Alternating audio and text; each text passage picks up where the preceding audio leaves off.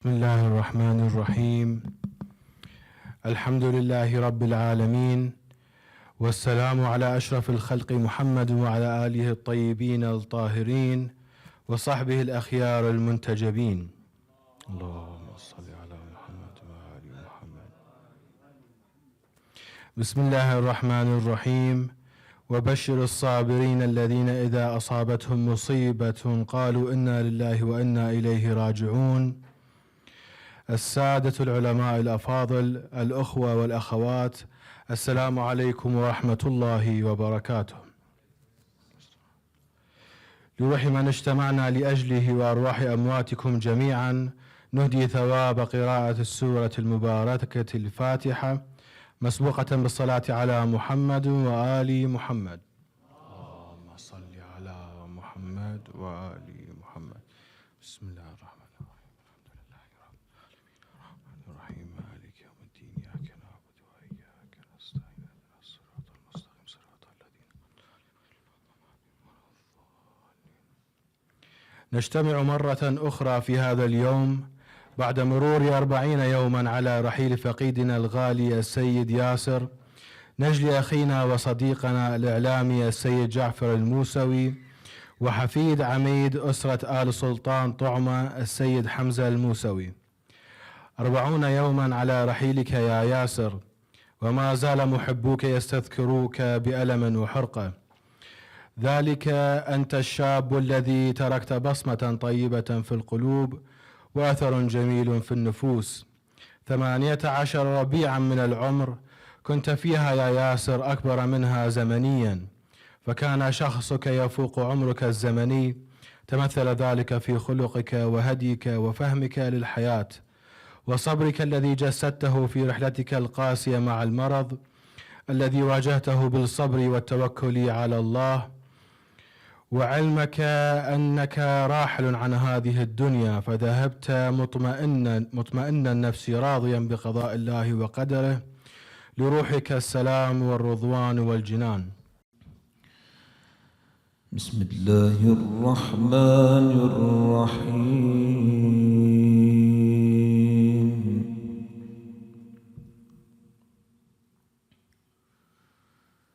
يا أيها الذين آمنوا اتقوا الله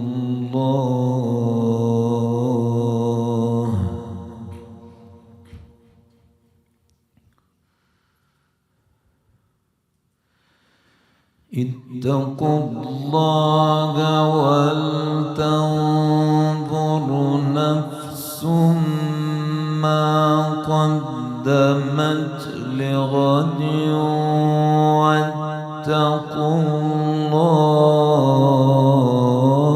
الله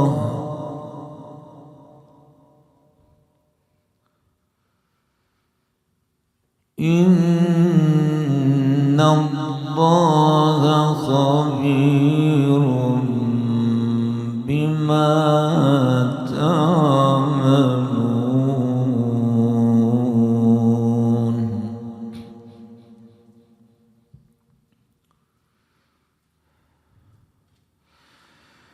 ولا تكونوا كالذين نسوا الله فأنساهم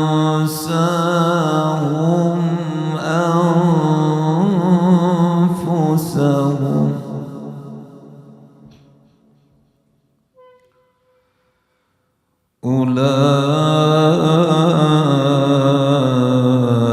أولئك هم الفاسقون.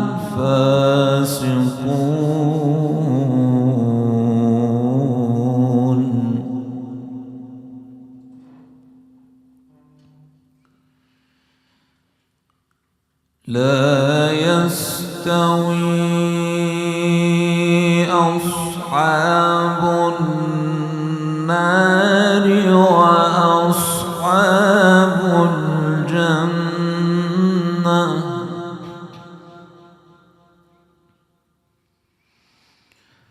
أصحاب الجنة هم الفائزون.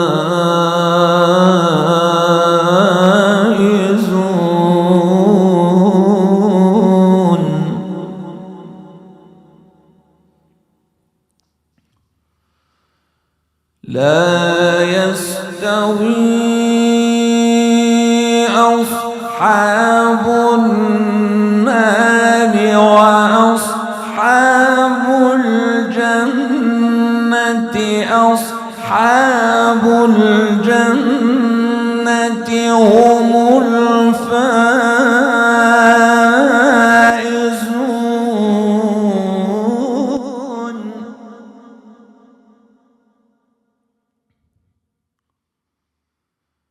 لو أنزلنا هذا القرآن على جبل لرأيته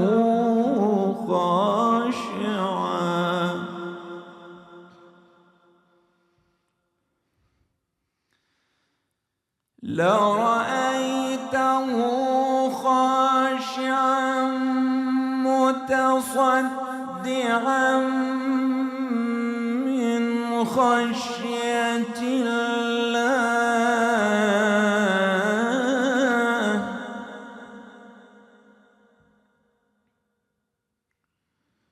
وتلك الأمثال نضربها للناس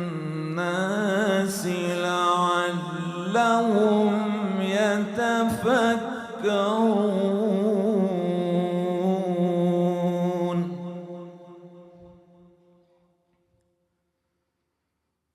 هو الله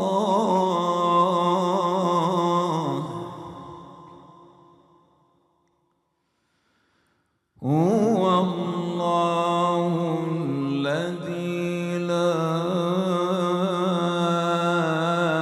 إله إلا هو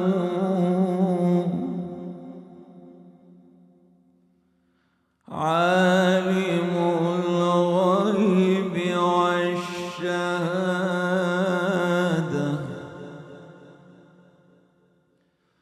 هو الرحمن الرحيم.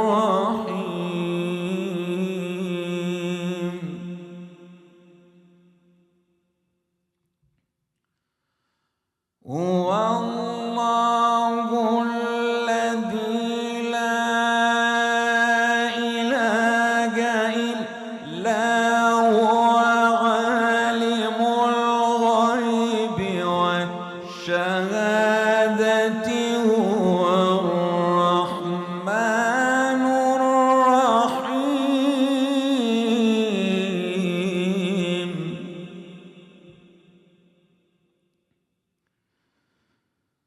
هو الله الذي لا إله إلا هو الملك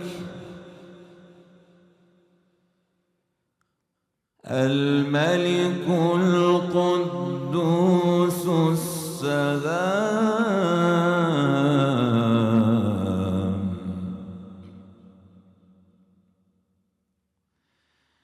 الملك القدوس السلام المؤمن المهيمن العزيز الجبار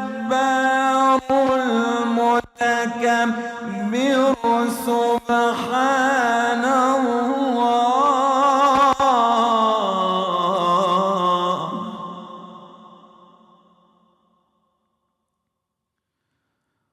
سبحان الله.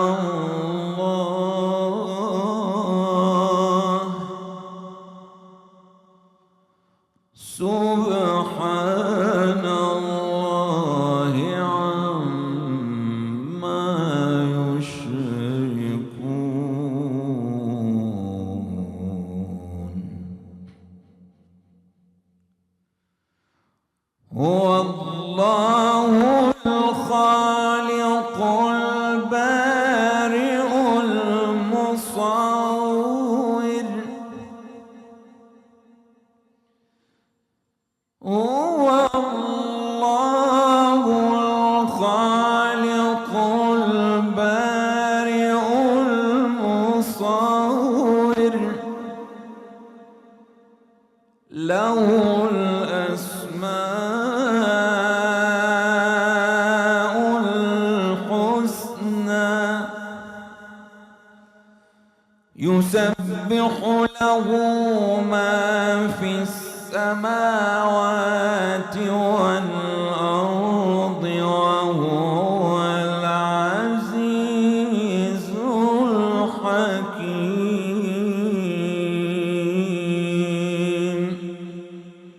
بسم الله الرحمن الرحيم. يا أيتها النفس المطمئنة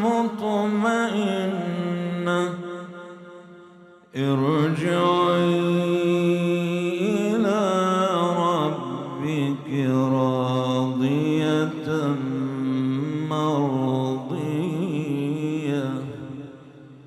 فادخلي في عبادي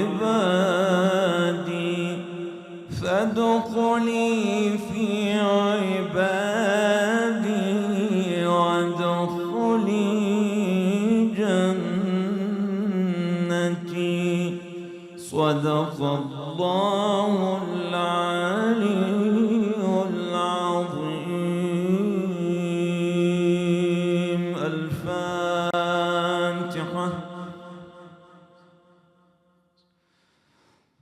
إلى روحي من اجتمعنا لأجله بسبب المرحوم السيد ياسر الموسوي. اللهم تغمده واسع رحمتك، عرّ بينه وبين محمد وآل محمد واحشره مع محمد وآل محمد. اللهم لروحه الطاهرة، لأرواحهم مضى من ذوينا وأرحام أرواح العلماء والشهداء والأمات على الإيمان، نهدي الجميع منا ثواب ما قرأنا وثواب الفاتحة مشفوعة بذكر الصلاة على محمد وآل محمد.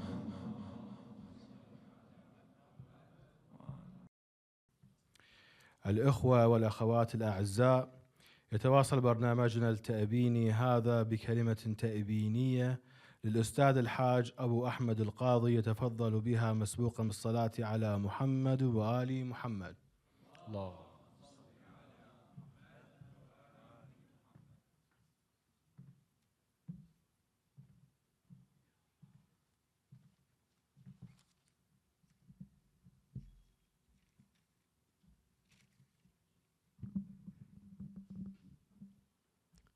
أعوذ بالله من الشيطان الرجيم. بسم الله الرحمن الرحيم. الحمد لله رب العالمين، وصلى الله على سيدنا ونبينا محمد المصطفى وعلى آل بيته الطيبين الطاهرين. اللهم صل على محمد وآل محمد.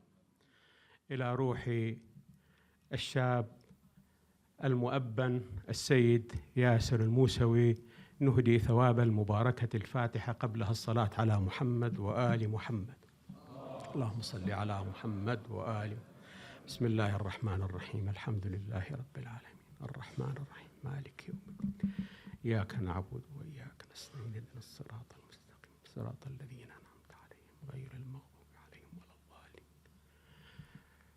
والد الفقيد الأخ الحبيب السيد جعفر الموسوي، عمه الأخ الفاضل السيد قصي الموسوي، عائلته، أسرته، أصدقائه، أيها الإخوة المؤبنون، أيتها الأخوات المؤبنات، السلام عليكم ورحمة الله وبركاته.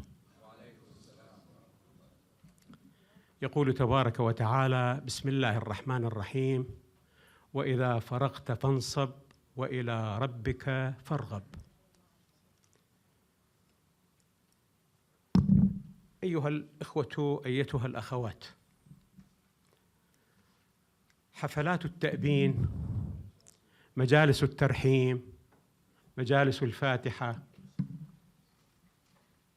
يصلها أو يصل من ثوابها إلى المرحوم بالتأكيد، لكننا لو تساءلنا من المنتفع من هذه المجالس، من هو المستفيد الأكبر منها، هم نحن الذين نحضر هذا التأبين.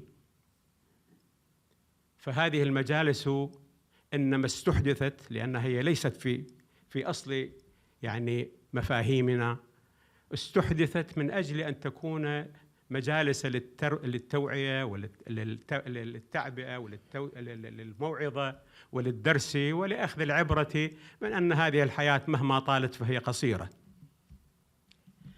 رحم الله الشاعر الذي يقول، تنسب الأبيات الإمام أمير المؤمنين سلام الله عليه وقيل أنها لأبي العتاهية، يقول: الموت لا والدا يبقي ولا ولدا، هذا السبيل إلى أن لا ترى أحدا، كان النبي فلم يخلد لأمته، لو خلد الله حيا قبله خلدا، للموت فينا سهام غير مخطئة، من فاته اليوم سهم لم يفته غدا، ما ضر من عرف الدنيا وغرتها، ألا ينافس في أهلها أبدا.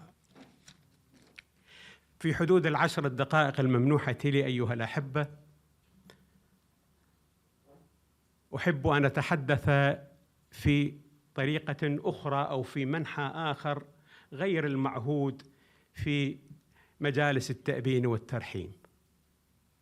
أريد أن أقول الآن وقد خفت حرارة الحزن حداً ما أو هوناً ما، وقد خفت الألم درجة ما، لا بد لنا من أن نقرأ هذه المواقف وهذه المشاهد وهذه الأحداث قراءة بعقل بارد، بعاطفة إلى حد ما أقول أنها، لا أقول باردة ولكن أقول بلهجة هادئة. هناك جملة نقاط أحب أن أثيرها أيها الأحبة.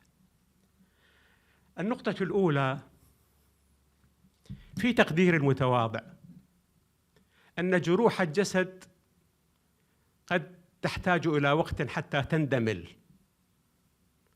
لكنني في تصوري أن الجروح النفسية، بعض الجروح النفسية بالتأكيد، بعض الجروح النفسية قابلة لأن تندمل بأسرع من الجروح الجسدية. كيف ذلك؟ نحن قبل أيام ودعنا ياسر رضوان الله تعالى عليه، وبالأمس ودعنا ابنة أخ لنا السيد فاضل العمري البار هدى رضوان الله عليها. وحينما يأتي الموت الجديد في تقدير المتواضع أيها الأحبة يخفف من وقع الموت القديم، ولا أقول قديم يعني قديم قديم جدا، الذي سبقه. أنا متأكد أن السيد جعفر حينما يرى جنازة هدى العمري تخفف من وقعه، لأنها أيضا شابة كما ياسر شاب. لذلك أتصور أن الجراحة قابلة لأن تطبب بعضها وأن ترمم بعضها بعضا. النقطة الأولى. النقطة الثانية أيها الأحبة، الموت لا يأتي مبكرا ولا يأتي متأخرا. البعض يقول أن الموت تعجل، يعني فلان أو فلانة.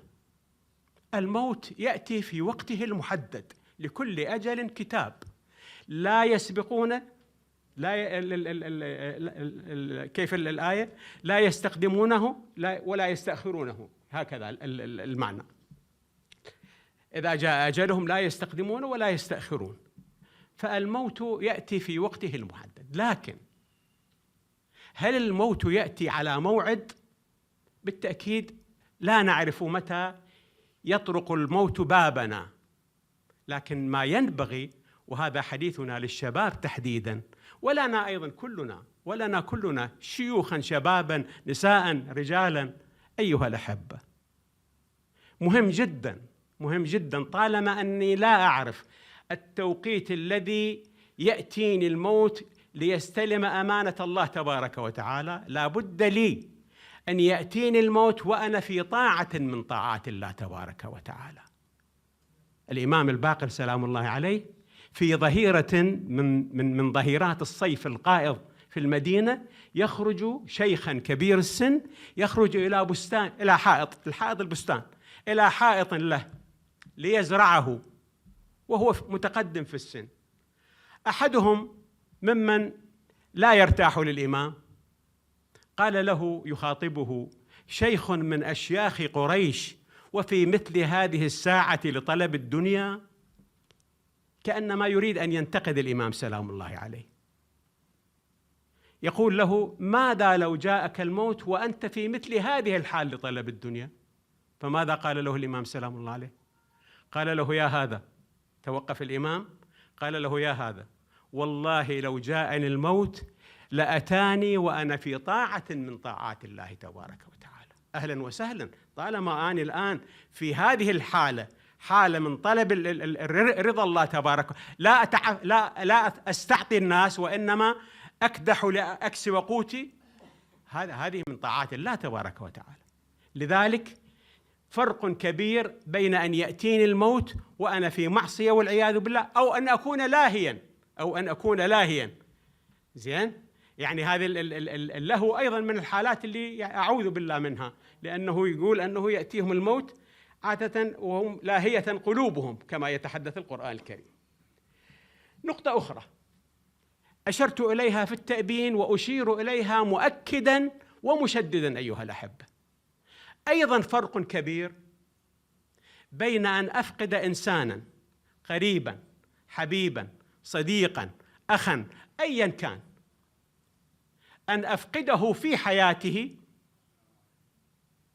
أو أن أفقده يعني بموته الطبيعي، أفقده في حياته والعياذ بالله إذا كان ابنا عاصيا أو ابنا عاقا أو ابنا منحرفا، أراه أمامي يموت في كل لحظة وفي كل ساعة، وربما لا أستطيع أن أفعل له شيئا، ربما. هذا موت أيها الأحبة أشد من وقع الموت الطبيعي على الأولاد وعلى الآباء وعلى الأسر كلها، أن تكون البنت أو الابن خارجا عن الجادة، خارجا عن الصراط. هذا موت أشد من الموت. لذلك ينبغي أن نشكر الله تبارك وتعالى أن يموت مثل ياسر ومثل هدى رضوان الله عليهما وهم في طاعة من طاعات الله، لا يزالون هؤلاء يعني الإمام السجاد سلام الله عليه يقول له إذا رأيت شابا وأنت كبير في العمر متقدم في العمر قل لقد سبقته إلى المعاصي والذنوب، يعني هذا لا يزال يعني صفحت أقل فيها من المعاصي والذنوب. نقطة أخرى أيها الأحبة مهم جدا، وصية الإمام أمير المؤمنين سلام الله عليه للحسن والحسين سلام الله عليه. الإمام سلام الله عليه في آخر لحظاته يوصيهما، يقولهم خالطوا الناس مخالطة، إن عشتم حنوا إليكم وإن متم بكوا عليكم. في كلا الحالين أيها الأحب، في كلا الحالين يعني الإنسان يستشعر الفراغ، حينما تغيب تستوحشه أنت، يقول لك والله وحشتنا أنت، فراغك مكانك خالي، وهاي الكلمات الطيبة تقال للإنسان الطيب. فرق أيها الأحبة لما فد واحد يفارقك وتقول أنه هذا وين كان هذا أصلاً هو ببالي وذاك اليوم شفته مثلاً، بينما أكو واحد يبقى في ذاكرتك دائماً. خالط الناس مخالطة، إن غبتم حنوا إليكم وإن متم بكوا عليكم. ورأينا كيف بكى إخوة ياسر وأصدقاء ياسر وأحبة ياسر، كيف بكوا ياسر في فقده. النقطة المتعلقة بهذا أيها الأحبة، المتعلقة بهذا، النبي صلى الله عليه وسلم كما كلكم تعلمون في سيرته كان يوصي بصديقات خديجة رضوان الله عليها، أوصيكم بها. كان إذا نذر نذرا أو ذبحوا ذبيحة كذا، ماذا كان يقول النبي صلى الله عليه وسلم؟ يعني أول ما يوصيهم يقول لهم ابعثوا منها هدية لصديقات خديجة، وإذا كانت جاءت صديقة من صديقاتها يقول أهلا بهذه المرأة التي كانت تأتينا أيام خديجة رضوان الله عليها. ما أقوله أيها الأحبة، أصدقاء ياسر ينبغي أن يكونوا دائما يعني في ملتقى مع أبي ياسر. وهذا أنا في تقدير الآن لا يسعني الوقت، لدي مقترحات كيف يمكن أن نبقي ياسر حيا من خلال مشاريع خيرية. يعني بودي أن أتحدث لكن الوقت لا يسمح لي. إذا أحب الأخ أبو ياسر أن يجمعني مجموعة من الشباب من محبي ياسر، لدي أكثر من مقترح أن نجعل من ياسر إنسانا يعيش بيننا، نقدم له أفضل من، أستغفر الله، لا أقول أفضل من سورة الفاتحة، الفاتحة لا أعلى منها، لا أقول أن نقدم له إلى جانب سورة الفاتحة ما يعني يمكن أن نحتفظ بذكراه حية عطرة طرية. النقطة الأخرى أيها الأحبة أختم بها، أحد الكتاب كتب كتابا باللغة الإنجليزية مترجم للعربية يمكن، يقول له داي امبتي، يعني مت فارغا. شنو داي امبتي؟ هذا صاحب الكتاب يقول أنا كنت ذاهبا ذات مرة إلى أحد المؤسسات، في هذه المؤسسة مدير المؤسسة كان يتكلم مع عمال هذه المؤسسة، سألهم قال لهم أي بقعة هي الأغنى في العالم في الكرة الأرضية؟ يعني بعضهم قال له هي في إفريقيا لأن فيها الذهب وفيها الماس. قال ليس هذا هو الجواب. بعضهم قال له هي بلاد الخليج العربي لأنها غنية بالنفط زاخرة بالنفط. قال ليس هذا هو الجواب. بعضهم قالوا له الهند فيها البهارات وفيها التعدد الثقافي والكذا وغير ذلك من الأجوبة. ثم أعطوه عددا من الأجوبة لم تعجبه. سألوه قالوا له أي بقعة هي الأغنى في العالم؟ قال المقبرة. تعجبوا. الكاتب حاضر، يعني يقول أنا كنت حاضرا وألفت كتابي بناء على هذه الفكرة. يقول هذا الكاتب باختصار، أنا ربما طولت أكثر من 10 دقائق، يقول كلنا يموت ولا تزال كثير من طاقاته ومواهبه وفعالياته وأفكاره لا تزال مخزونة ومودعة عنه. أيها الشباب وأيها الشيبة، أيتها الأخوات، أيها الأخوة، لا نزال هذا ياسر بيننا درس لنا. الأخت أيضا هدى بنت أخينا العمري أيضا نموذج للنساء وللرجال. استفيدوا من طاقاتكم التي وهبها الله لكم، ولو الكلمة الطيبة. الكلمة الطيبة أيضا إذا لم أملك أي شيء، ماذا يقول الشاعر؟ لا خيل عندك تهديها ولا مال، فليسعف النطق إن لم يسعف الحال. والحمد لله رب العالمين.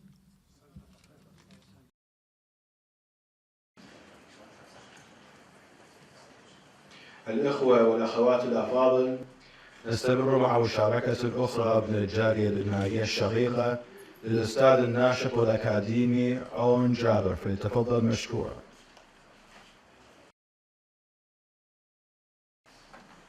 صلوا على محمد وآل محمد. الفاتحة.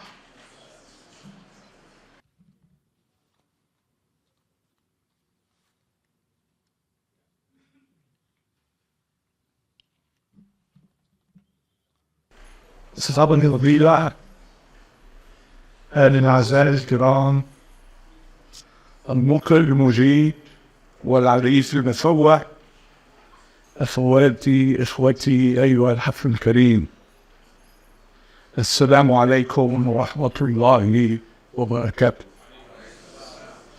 يا نائما والموت من جفوره أعلمت من طورت كيف ينام، وكيف تغفر الجفون برحيل ياسر الشاب الذكي الودود النقي الجميل البهي المستلطفي المنفتح الخيالي والطموح الأبي، العالم بغيابه أكثر فراغا وأقل آمالا وأكثر إيلاما، بغيابه ينعدم الفرح وبهجة اللقاء وشوق الانتظار ولهفة الحنين.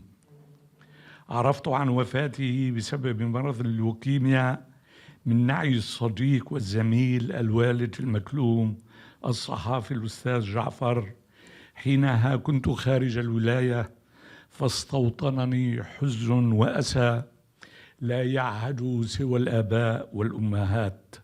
فعادة يدفن الأبناء آبائهم وأمهاتهم بعد طول عمر، والعكس هو قمة المأساة، فكم هو موجع ومؤلم حقا أن نسجي من نحب بدل أن نجثره ليلا من البرد في غرفة نومه.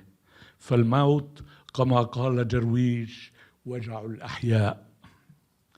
المرحوم ياسر فقيد الشباب والصبا، هو ابن عائلة كريمة طالما ناضلت وكرست حياتها ووجودها من أجل فلذة الأكباد، ولم تدخر جهدا إلا ووظفته لرفعتهم. كان ياسر ظل الوالد الصحفي في حله وترحاله، والذي اصطحبه معه لإيمانه بمقولة اغترب تتجدد إلى معظم البلاد العربية والأوروبية كصديق ومرافق. والراحل هو ابن جالية عراقية أمريكية فتية تكافح وتؤكد كل يوم على حضورها الساطع على مختلف الميادين الاجتماعية والثقافية والسياسية، وهو ابن جالية عربية أمريكية تظلل في حناياها غنى وتنوعا يزيدها قوة ومناعة. وما أحوجنا اليوم في ظل التحديات التي تواجهها أوطاننا الأم في فلسطين ولبنان واليمن والعراق إلى الوحدة والتنسيق، خاصة وأننا في عشية انتخابات مفصلية نتأثر بها كعرب أمريكيين على مختلف الأصعدة، فالمشاركة بها إشهار لحضورنا السياسي، فقوتنا هو في تعداد المقترعين. فحكموا ضمائركم واعطوا أصواتكم لمن تعتقدون بأنه الأفضل للجالية على الصعيد المحلي، ولوقف المجازر بحق الشعب الفلسطيني والاعتداءات المتكررة على لبنان. بمسيرته وبعفويته وببراءته كان المرحوم ياسر رغم يفاعته فخورا بعراقيته وبمجتمعه العربي الأمريكي، فاستطاع أن يحصن هويته بمد يده إلى كل مكوناتها، فكان الصديق الصدوق لليمني والفلسطيني وللأفريقي وللبناني ولكل مكونات المجتمع، فهو عراقي في خدمة مجتمعه وعربي أمريكي في خدمة الإنسانية، وهذا ما نحتاج إليه لكي نصنع نعمة من تنوع العرب الأمريكيين بدل أن نحصد النقمة التي ستضعفنا واحدا تلو الآخر. فنحن بالنسبة للعنصريين مكون عربي واحد فقط لا غير، ومن يظن غير ذلك فهو واهم. فالعنصريون جهلة يعميهم الحقد. المرحوم ياسر هو ابن جيل بدأ في البروز الفاعل والمؤثر بنجاح على كافة الصعد في الولاية. دعم هذا الجيل المتطهر من أمراض مجتمعاتنا الأم التي هاجرنا منها نتيجة القمع والإذلال والبطش والفساد، عاملين بقول الإمام علي عليه السلام: خير البلاد ما حملك، هو أفضل سبيل لرفعتنا، وما حملتنا سوى هذه البلاد، فلنكن بها مندمجين ولكن محافظين على هويتنا العربية الأمريكية الناشئة وثقافتنا الغنية ولغتنا الرائعة، ولنقيم التوازن بين تراثنا الأصيل والحداثة المتطورة المستندة على الحرية ونبذ التعصب وعدم التمييز بناء على اللون والجنس والعرق.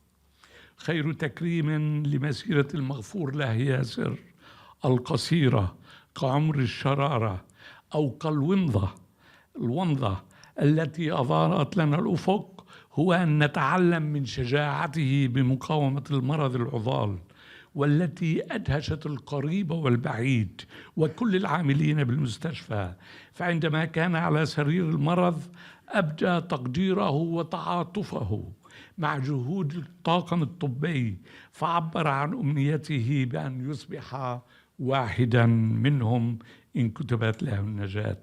هذه الأمنية لا تثمن بميزان الذهب كونها خلاصة النبل الإنساني.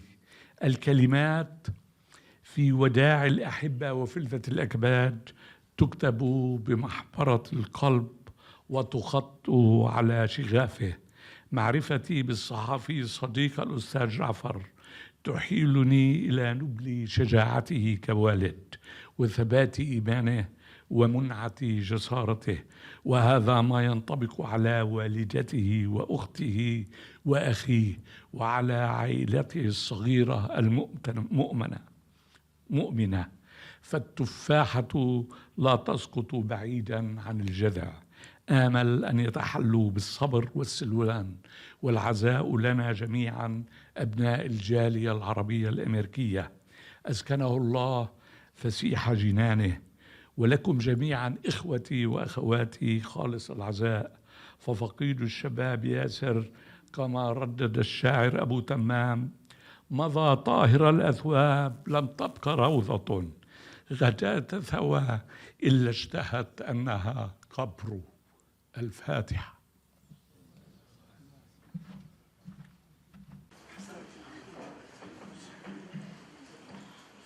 المعزون الكرام، والآن مع كلمة لأسرة الفقيد يلقيها والده الموجوع الإعلامي السيد جعفر الموسوي، مسبوقا بالصلاة على محمد وآل محمد.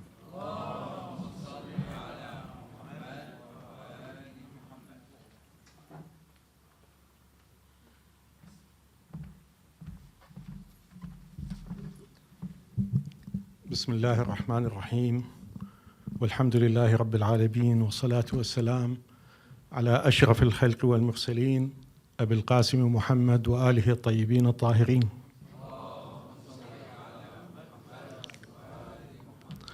الأخوة والأخوات، السلام عليكم جميعا. 40 يوما انقضت كأنها 40 عاما في حسابات الزمن لدينا. 40 يوما غاب فيها صوتك وصدى ضحكاتك التي كانت تملأ جنبات المنزل. 40 يوما نفتقدك لحظة بلحظة. لم ننقطع فيها عن زيارة قبرك، فنار الفجيعة لم تبرد بعد. وأهلك ومحبيك وأصدقاؤك كانوا يترجمون قصص وفائهم لك بالدموع وسرد الذكريات وزيارة قبرك ودارك، ويقيمون مجالس الذكر والعزاء طيلة فترة غيابك. يقولون إن أصغر الأولاد هو من يلتصق بأبيه أكثر من غيره من الأولاد، وهو من يبقى معه رفيقا وأنيسا. وهكذا كان ياسر، الابن والصديق والأنيس، وفي كل المحطات عشنا معا سوية، نسافر دوما سوية. لكن الأقدار يا ياسر فاجأتني أن يكون يوم رحيلك قبل يومي. نعم، هذه هي الأقدار، لا تعرف تسلسل الأعمار، فالأعمار بيد الله، وإنا لله وإنا إليه راجعون. سيبقى رحيلك المفجع غصة تؤلمنا إلى الأبد، ويبقى فقدك موجع وغيابك موحش. كان محبا للجميع ومحبوبا من قبل الجميع أيضا، في المدرسة والبيت والمسجد والنادي الرياضي، وكان يحرص على حضوره في غالبية فعاليات الجالية الاجتماعية وحتى السياسية. فقد تشكل وعيه السياسي والاجتماعي على صغر سنه من خلال مرافقته لي في العديد من الأنشطة والفعاليات بحكم عملي الإعلامي. أحب وطنه الأم العراق، وكان يزوره كل عام تقريبا، وكان يتابع وهو في المستشفى تطورات أحداث غزة وفلسطين، ويتألم لسقوط الضحايا هناك. المحزن أيضا أن ياسر غاب عن هذه الدنيا وفي ذهنه طموحات لم يحققها. كان يقول: سوف أختص في طب معالجة السرطان إذا شفيت، كي أساهم في شفاء الناس من هذا المرض الذي يفتك بهم يوميا. وطيلة عام كامل من العلاج كنت أرافقه فيها، كان على الدوام صبورا مؤمنا بالله وقدره. وعندما أخبره الأطباء على انفراد إن فرصته في الحياة باتت ضئيلة وإنه قريب من الموت في الحسابات الطبية، كان بطلا كعادته، لم يهتز ولم يضطرب. قال لهم: لا تخبروا أبي والعائلة عن هذه الأخبار، فإني أعلم إنها ثقيلة عليهم. إلى اللحظات الأخيرة من حياته كان يريد حمايتنا من أي أذى يمكن أن يسببه خبر رحيله، فهو يعلم عمق صدمتنا وألمنا، ويعلم تماما موقعه في قلوبنا. وفي آخر يوم من حياته الثلاثاء 25 من حزيران، وبعد آخر حديث له معنا بالإيماءات وبالعيون، وآخر لقاء له مع أصدقائه، بدأت أرقام الأجهزة الطبية تتجه نحو الخطر، تصاعد وانتشار لللوكيميا في الدم، ثم هبوط تدريجي لمعدل الأكسجين وضغط الدم. وفي تمام الساعة 10:31 تماما أسلم الروح إلى بارئها وتوقف قلبه الطيب. في ذكرى 40 أصالة عن نفسي ونيابة عن أسرة آل الموسوي، أتقدم لجميع الأخوة والأخوات من أبناء جاليتنا ولمختلف الأصدقاء من مختلف الجنسيات والأعراف والطوائف والشخصيات الدينية والسياسية والاجتماعية الذين حضروا مراسم التشييع والدفن ومجالس العزاء، والشكر أيضا لكل من اتصل من العراق ومن دول الخارج، وكل من قدم العزاء عبر وسائل التواصل. شكرا لكم جميعا، ورحم الله أمواتكم وحفظ أبنائكم وأهلكم من كل سوء، والحمد لله في السراء والضراء.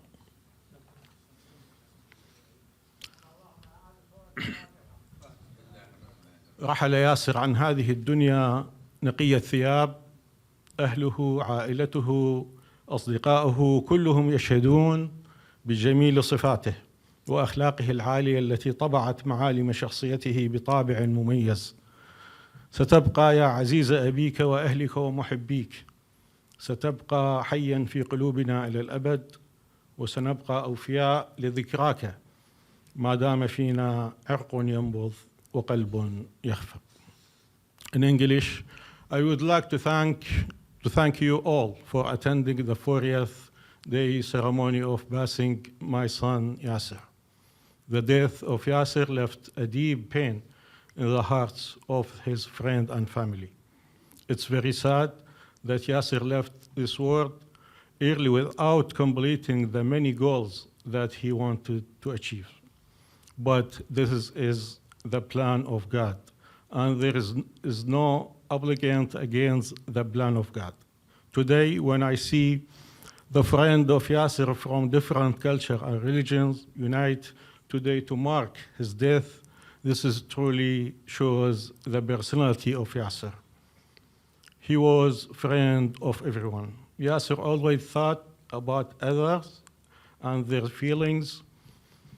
For example, in hospital, when the doctors told Yasser that he is going to die soon, Yasser said, "That's okay, but do not tell my dad and family about this information because I do not want to see them in pain." this was Yasser. Even in moments like this, Yasser used to always think about his family first. And he was always strong during the cancer treatment in the hospital. Yasser was also an active member of the Iraqi and Arab community, and he cared deeply about current news of Palestine and Middle East too. He also loved his home country, Iraq, very much, and he used to visit there every year. Another thing about Yasser, he cared very much about his friends.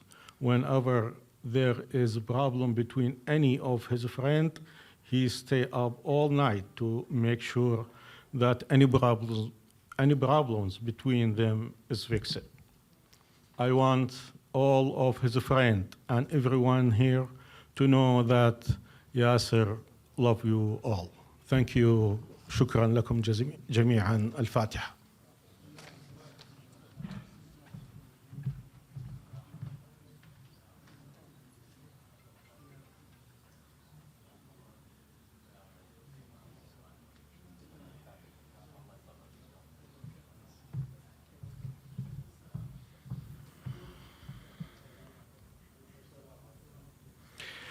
الأخوة والأخوات الكرام، نستمر مع مشاركة أخرى بكلمة لأصدقاء الفقيد يلقيها خادم الحسين الشاب محمد رضا المظفر. نستقبله مسبوقا بالصلاة على محمد وآل محمد. الله.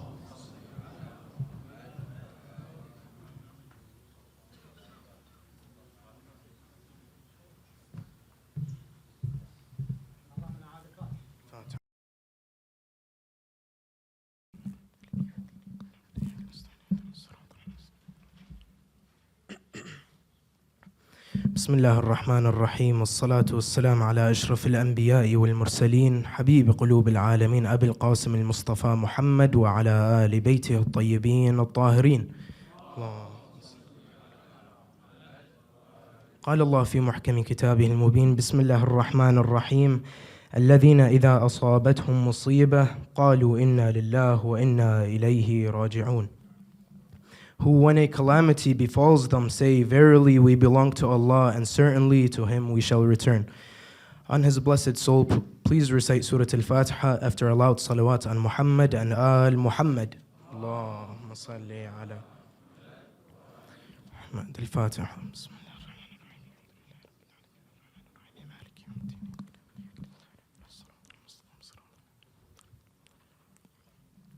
I'd like to start off by saying that I will be keeping this speech, inshallah, short and sweet. The reason for that being is that no matter what I say and how much I speak, no words or amount of words could describe Yasser and our love for Yasser. 40 days. 40 days since we lost a beloved person that was not only a friend, but a brother. Yasser, as a matter of fact, was more than a brother. Yasser had a very big impact on everyone. I in fact know people that told me they weren't very close to Yasser and didn't know Yasser that much, yet were very sad and hurt and impacted when they heard of the incident. We remember Yasser, the childhood memories of us playing all day from 10 in the morning to 10 at night. The memories of us coming up with new games and playing them from morning to night. The times we laughed together and the times we cried together. All the funny times we had with Yasser and the sad times we had with him. The days spent together and the late nights we spent together. The sleepless nights we would spend all together. All the good times we spent together.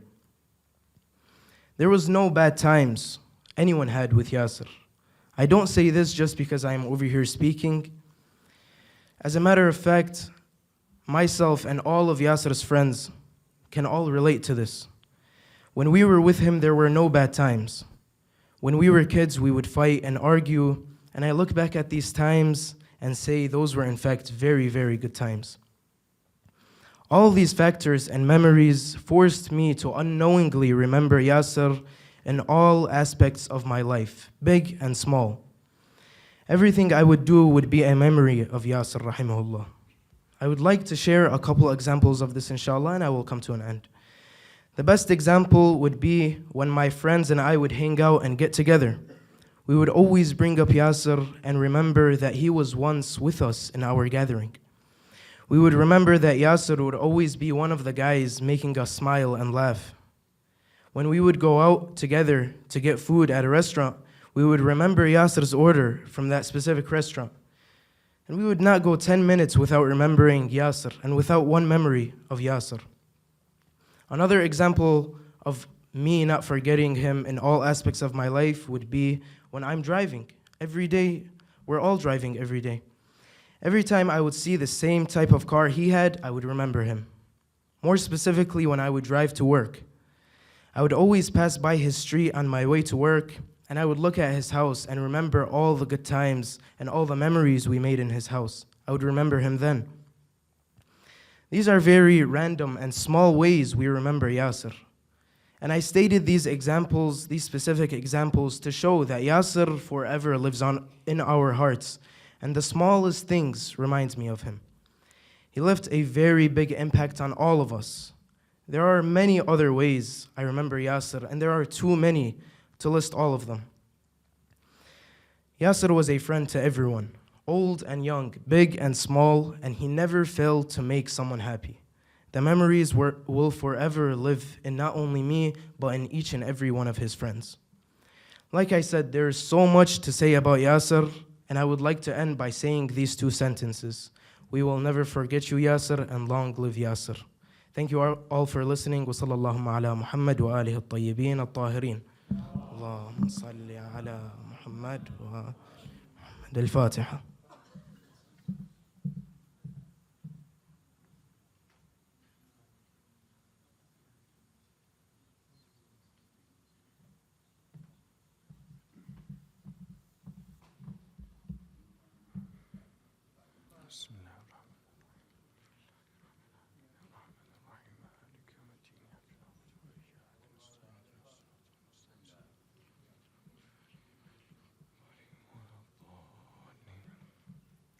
الإخوة والأخوات الأعزاء، مشاركة وفاء واعتزاز أخرى من أصدقاء الفقيد، كلمة يلقيها صديق الفقيد السيد حسين الموسوي، نستقبله مسبوقا بالصلاة على محمد وآل محمد.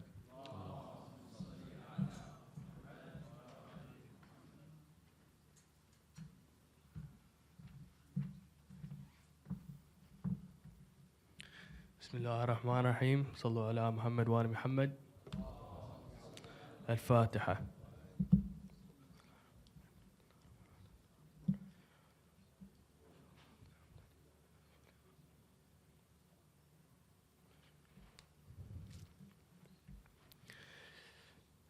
Good evening, everyone.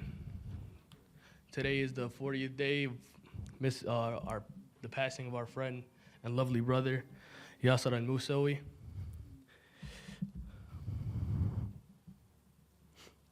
His absence is deeply missed, felt by everyone who knew him and loved him, all his brothers and all his friends. In this time of remembrance, we honor the last impact he had on all of our lives. My name is Hussein al-Musawi. I met Yasir a few years ago, and we quickly became close. And I am much, much older than him, and he became like a little brother to me.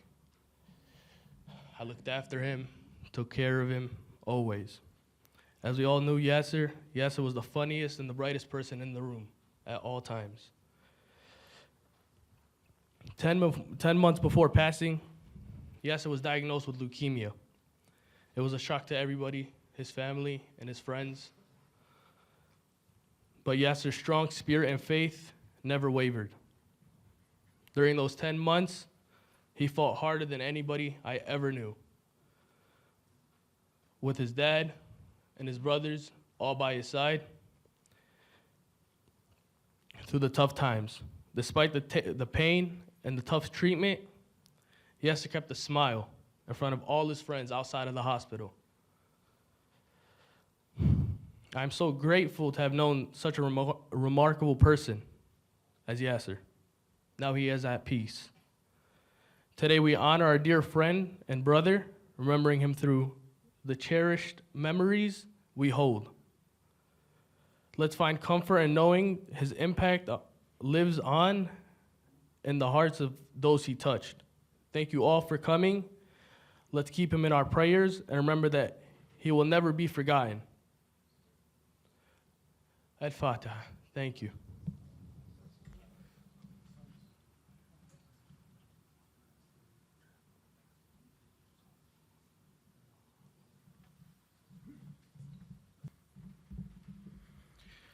الأخوة والأخوات الأعزاء، والآن مع كلمة يتفضل بها الأستاذ أبو علي الركابي مسبوقا بالصلاة على محمد وآل محمد.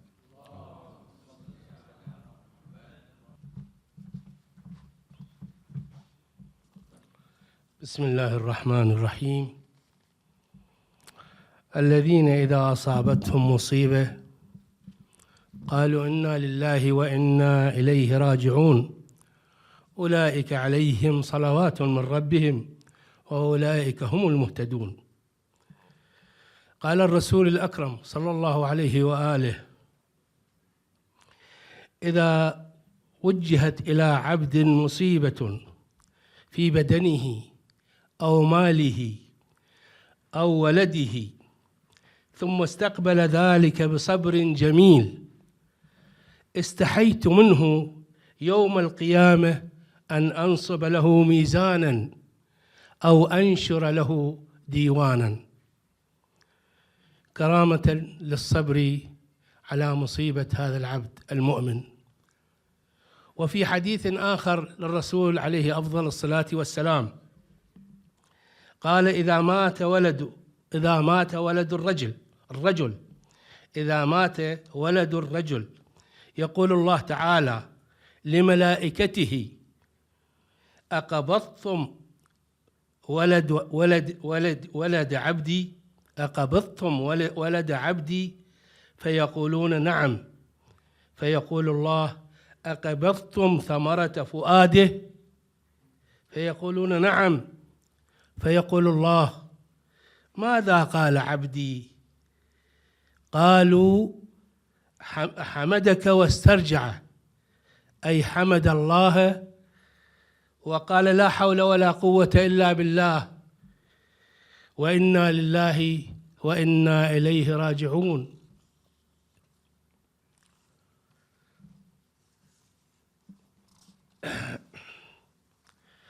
فيقول الله سبحانه وتعالى: ابنوا لعبدي بيتا في الجنة وسموه بيت الحمد، تكريما لهذا العبد المؤمن الصابر الذي احتسب فقد ولده واسترجع وحمد الله.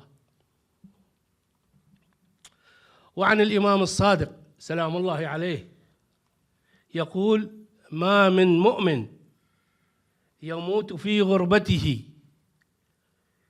إلا بكت عليه الملائكة رحمة له حيث قلت بواكيه. نحن في الغربة يوميا نشيع أحد منا والباكين قليلين بحقه، فالملائكة في غربته يبكون عليه. يحزن الإنسان ويبكي وعند المصيبة المفجعة، خاصة عندما يفقد عزيزا عليه، والبكاء حالة إنسانية ومشاعر نبيلة تنبئ عن محبة الفقيد والأسى على فراقه. ولهذا إخوتي الأعزاء لاحظنا أمس ونحن في تشييع المرحومة هدى بنت الأخ الحاج فاضل العمري، وبعد دفنها في المقبرة الإسلامية ازدحم الأخوة المشيعون، وهم كثير، وهم عدد كثير من أبناء الجالية العراقية الكريمة، يواسون أخاهم فاضل العمري وأخوانه آل العمري. لفت نظري واهتمامي عندما تقدم السيد جعفر الموسوي ليعزي أخاه فاضل العمري في مصيبته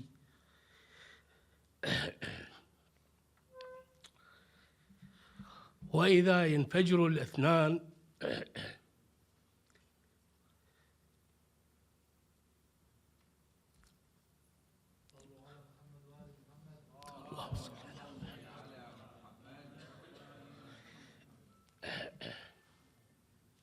وإذا ينفجر الاثنان في بكاء شديد عبر به عن الحزن الأليم والفجيعة في قلب الأخوين على فراق أحبتهم وأبنائهم،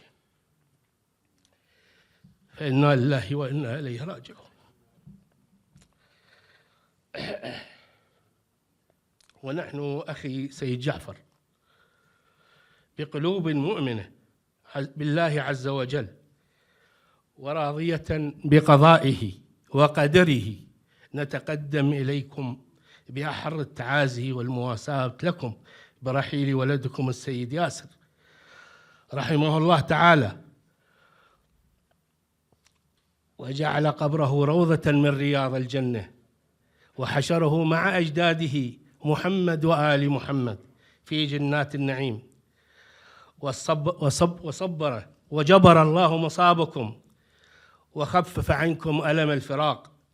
وختاما رحم الله من قرأ سورة الفاتحة لروح المرحوم، والسلام عليكم ورحمة الله وبركاته.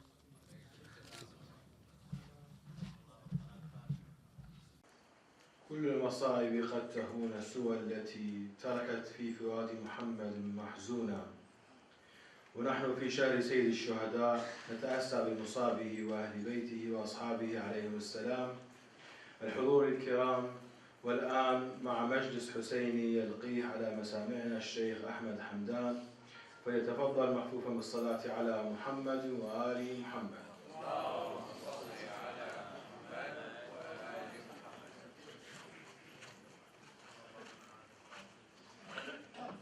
رحم الله من عاد الفاتحة.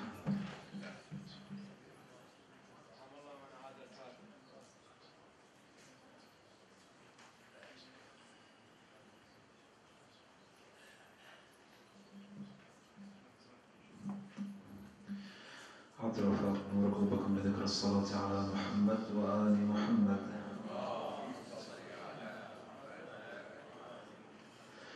لتعجيل فرج مولانا صاحب العصر والزمان لبركاته ورضاه أفلح من عاد الصلاة على محمد وآل محمد بأعلى الأصوات.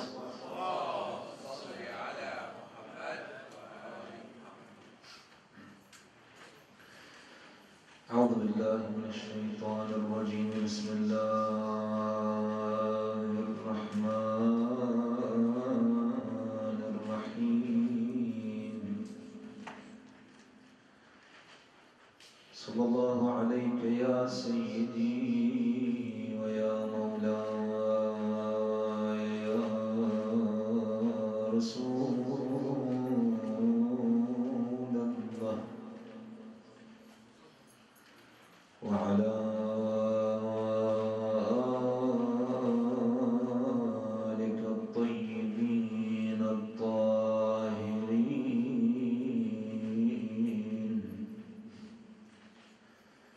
المظلومين المضطهدين، لعن الله الظالمين لكم من الأولين والآخرين. صلى الله عليك يا سيدي ويا مولاي وابن مولاي حسين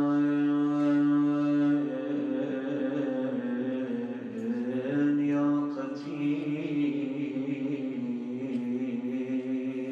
العدا ومسلوب العمامة والردى. يا ليتنا يا ليتنا كنا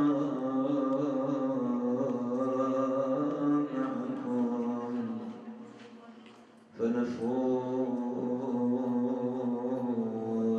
فوزا عظيما.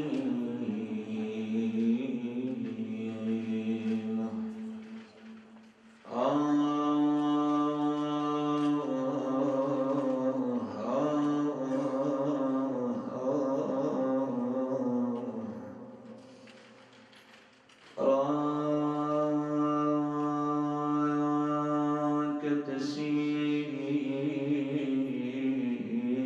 نحو الموت يا ولدي، وتهجرني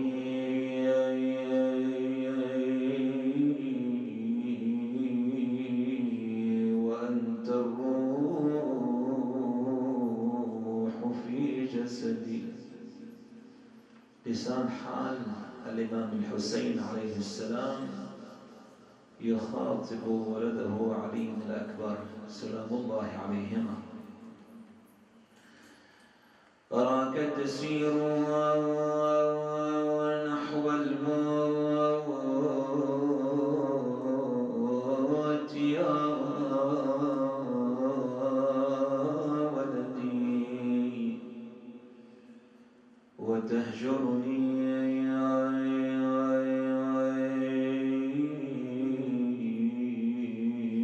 وأنت الروح في جسدي. وحين هويت عن فرس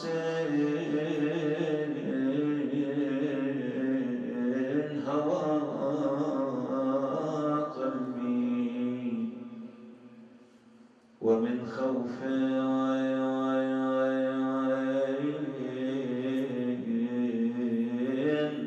على عيني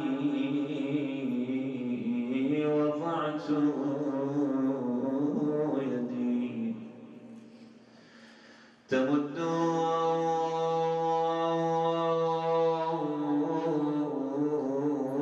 إلي من بين الرماح يدا تسلم أن تودعني إلى الأبد. أضم الصبر لهفانا إلى صدري، أعدل في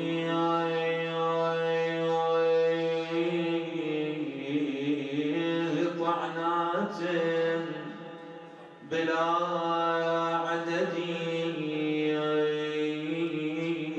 يناجيني أنا ظمآن يا أبتي، تفتت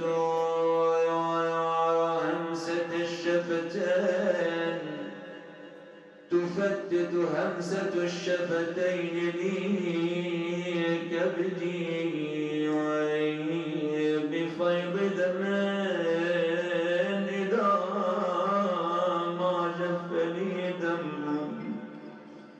هي أنسى بكي ولا أبكي على أحد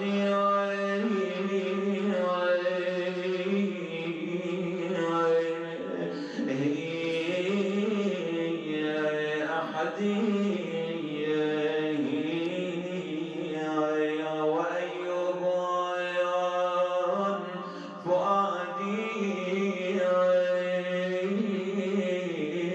في تصبره بلا صبر يشيعه،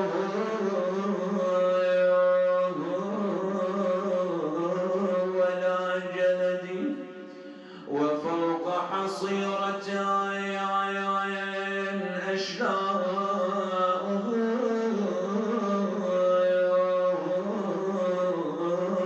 جمعت وضعت الرأس فوق الكف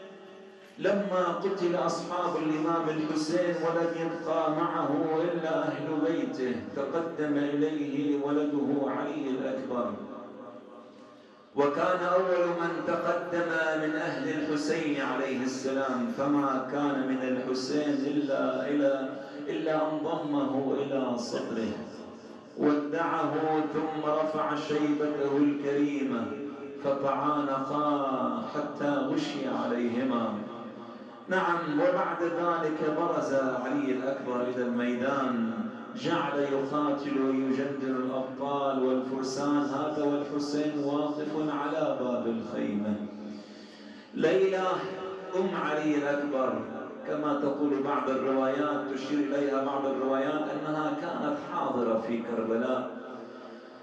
نعم، تنظر في وجه الإمام الحسين وهو يراقب ولده، وترتسم على وجهه علامات السرور، ويشرق وجهه بالنور، إذ كان علي الأكبر يتغلب على خصومه. ولكن فجأة إخواني أخواتي الكرام تغيرت ملامح وجه الحسين، تغيرت ملامح وجه أبي عبد الله، وبدا عليه الدهشة. قالت له ليلى: سيدي أبا عبد الله، هل أصاب ولدي علي شيء؟ قال لها: لا يا ليلى، ولكن برز له من يخاف عليه منه، فاذهبي إلى خيمتك وادعي لولدك، فإني سمعت جدي رسول الله صلى الله عليه وآله يقول: إن دعاء الأم بحق ولدها مستجاب. توجهت ليلى إلى خيمتها، نشرت شعرها، رفعت يديها إلى السماء قائلة: إلهي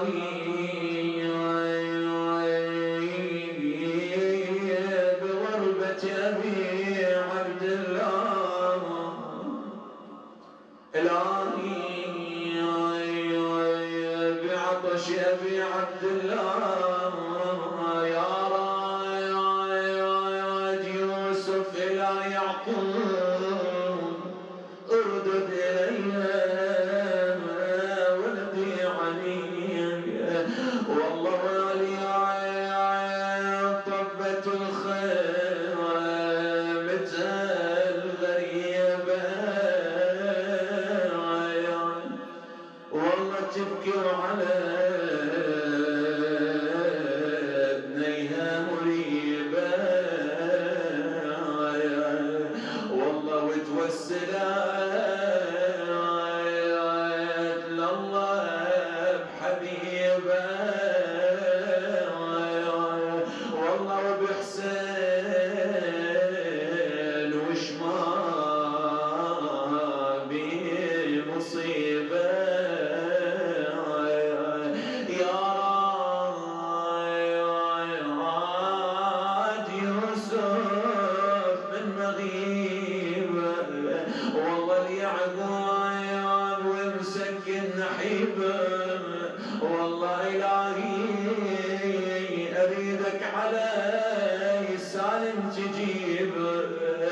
استجاب الله دعاء ليلى تغلب علي الأكبر على عدوه عاد إلى أبيه وأمه ولكن بأي حال عاد وهو ينادي العطش قد قتلني وثقل الحديد قد أجهدني أبا فهل لي من شربة من ماء أتقوى بها على الأعداء. عز على الحسين يسأله ولده حبيب قلبه شربة ماء وليس عنده وكأني بلسان حاله يقول والله إلا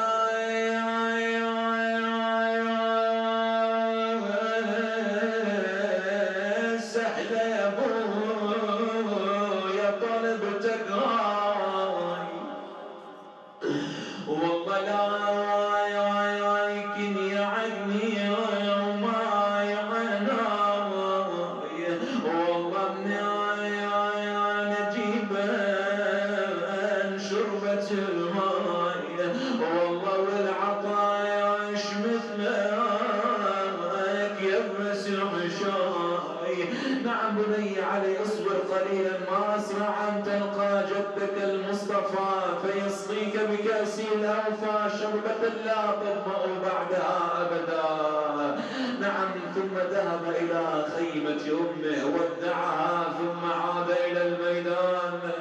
يقول حميد بن مسلم كنت واقفا وبجنبي مرة بن منقذ التميمي وعلي بن الحسين يشد على القوم يمنة ويسرى فقال مر علي آثام العرب إن مر بي هذا الغلام ولم يثقل به أباه. مر بنا علي الأكبر وهو يطرد كتيبة من الأعداء فطعنه برمحه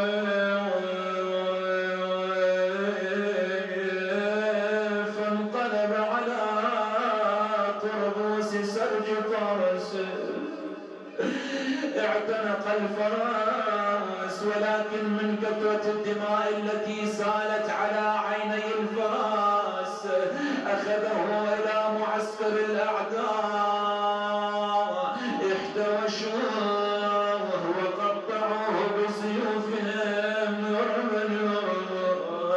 لما بلغت روحه التراقي نادى عليك مني السلام عاد جدي رسول الله قد سقاني بكأس الأوفى وشربة اللام وبعدها أبدا.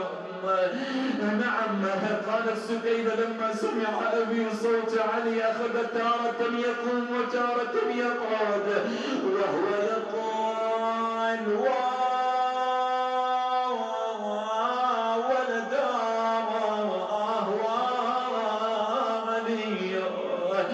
سمعته النساء من داخل الخيام صرخن وهن باكيات سكتهن الحسين قال البكاء امامكم اسرع الى مصرع ولده وهو ينادي ولدي علي ولدي علي فلم يسمع جوابه حتى وصل الى لكن باي حالة نعم وجده مقطعا بالسيوف غربا رغا ويجود بنفسه رمى بنفسه عليه ما تحمل المنظر وضع خده على خده رده قال قتل الله قوما قتلوك ما أجراهم على الله وعلى انتهاك حرمة الرسول. ثم استهلت عيناه بالدمع قال ولدي علي على الدنيا بعدك العفو، أما أنت فقد استراحت من هم الدنيا وغمها، وبقي أبوك لهمها وكربها. والله يا أبويا من عدى راسك ورجلك ومن غمض عيونك ومسفل يديك. والله يا نور يا العين كل سيف وصلي، والله قطع قلبي والعند حشاي ستار. كان بعلي رمق من الحياة، هذا بيت الدعاء واسألكم الدعاء. التفت إلى يمينه فتبسم ثم التفت إلى شماله فبكى. قال له ولدي علي ما الخبر؟ قال أبا يا حسين أما تبسمي فإني نظرت إلى يميني رأيت جدي رسول الله وبيده الكأس الذي وعدتني به. أما بكائي فإني عندما التفت إلى شمالي رأيت جدتي فاطمة الزهراء تنظر إليك وتبكي. كيفما تذهب معك وكيفما تأتي معك، وهي تقول ولدي حسين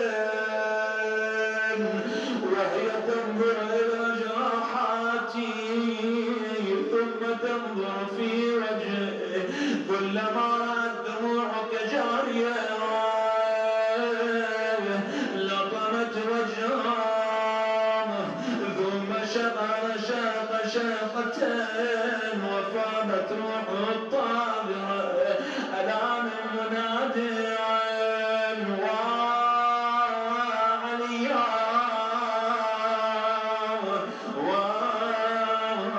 وسيدا والله ودعتك الله يا الولاية يا زينة الشفاء. والله قلبي يا غالي من فجيع لمن وداعك حايا. والله ساعة واشوفك عالثرايا متوسد التربايا. والله مودر يا غالي الجسد وتقدم والله خليني أضمك عالصدايا واشبع وداع عنايا. والله خليني أشمك بالنحار يا ابن النحار مذبويا. والله خليني أودعك والقوايا متفتتة ومشروع. والله انظر جمالك يا الولد وخل النظر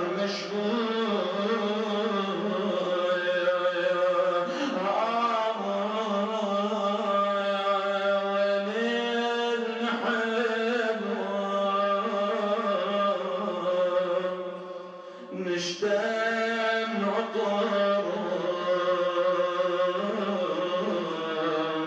قرب المقابر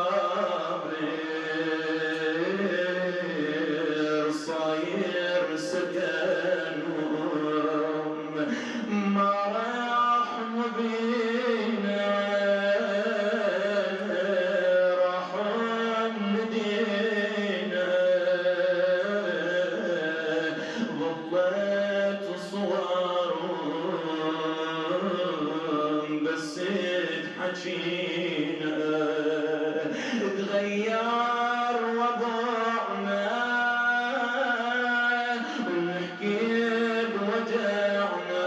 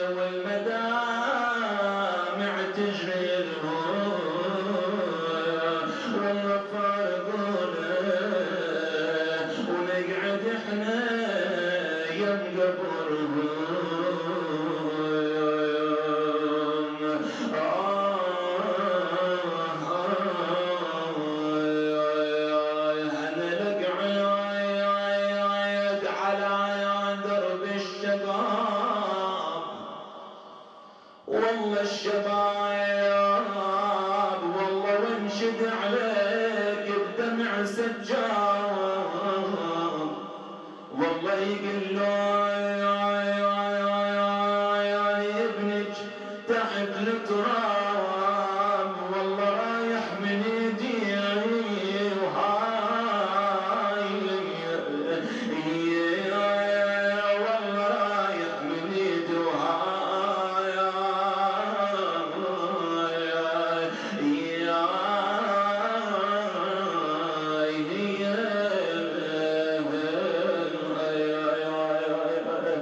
والله يما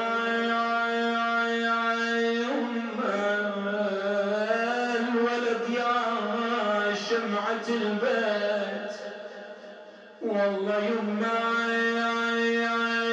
الولد يا شمعة البيت والله بيك الزمان يعود يا ليت والله عليك يما اش كثر ونيت والله يما وردتك إلي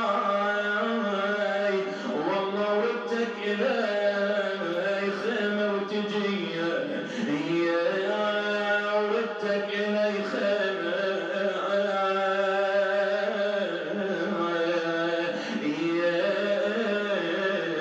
وتجي فلتذهب الدنيا على الدنيا العفاء ما بعد يومك من زمان أرغدي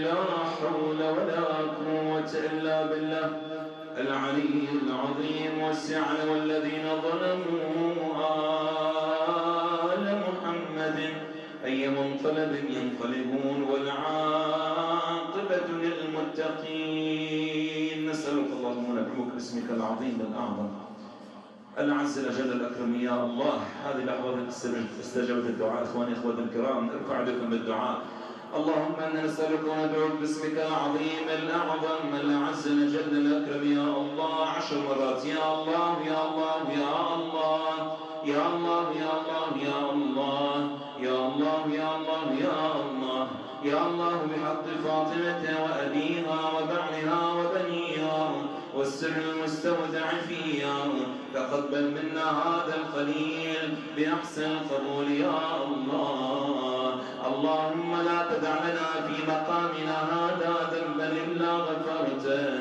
ولا هما إلا فرجته ولا سوءا إلا صرفته ولا عيبا إلا سترته ولا خوفا إلا آمنته ولا مريضا إلا شفيته وعافيته بحق مريض كربلاء زين العابدين من على مرضانا بالشفاء العاجل يا الله اللهم إن كان لو حشا في مجلسنا هذا لك فيه رضا ولو فيها صلاح إلا قضيتها ويسرتها يا أرحم الراحمين اللهم لتعجيل الظهور أموات الحدوث يوم اجتمعنا الأجر ويسابه المرحوم الشاب السيد ياسر جعفر الموسوي اللهم تغمده بواسع رحمتك عرض بينه وبين محمد وآل محمد واحشره مع محمد وآل محمد أجداده محمد وآل محمد اللهم لروحه الطاهرة ولأرواح مضى من ذويه وأرحامه أرواح أمواتنا جميع أموات العلماء والشهداء والمات على الإيمان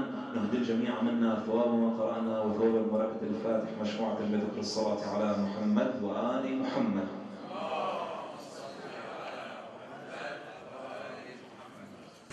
في الختام أصالة الأسرة الفقير نتقدم بالشكر الجزيل لكم جميعا بحضوركم ومواساتكم ولا يفوتنا أن نتقدم بالشكر الجزيل للأخوة القائمين على مؤسسة الإمام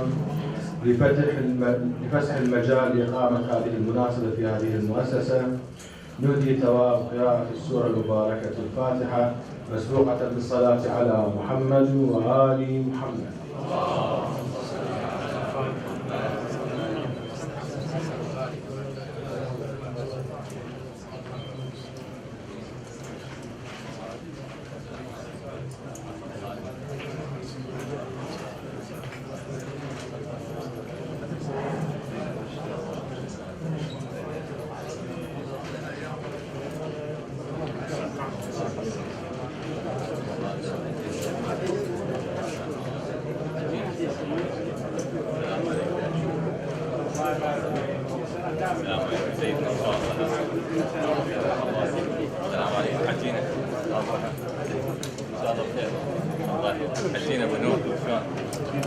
ان شاء الله بخير. الله عليك. السلام عليكم مولانا. ان شاء الله بخير. الله عليك.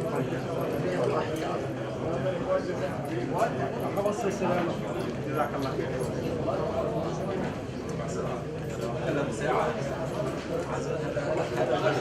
هذا الرجل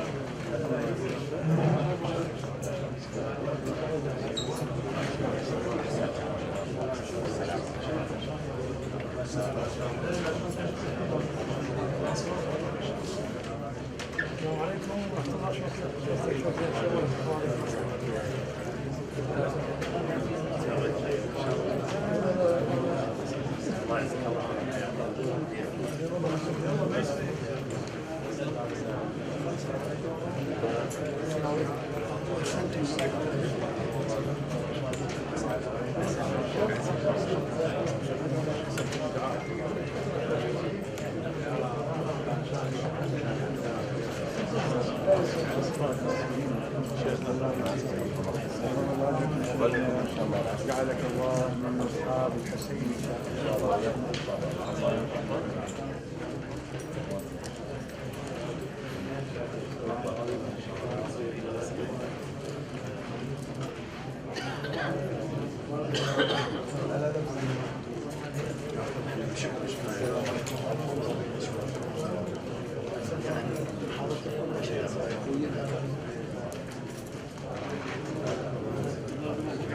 المحاضر ما يطول وقت.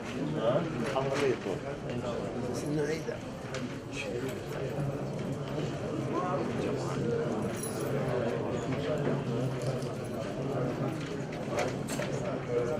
شلونك سيدي؟ شلون صح؟ شلون زين؟ الله يسلمك. الله يسلمك.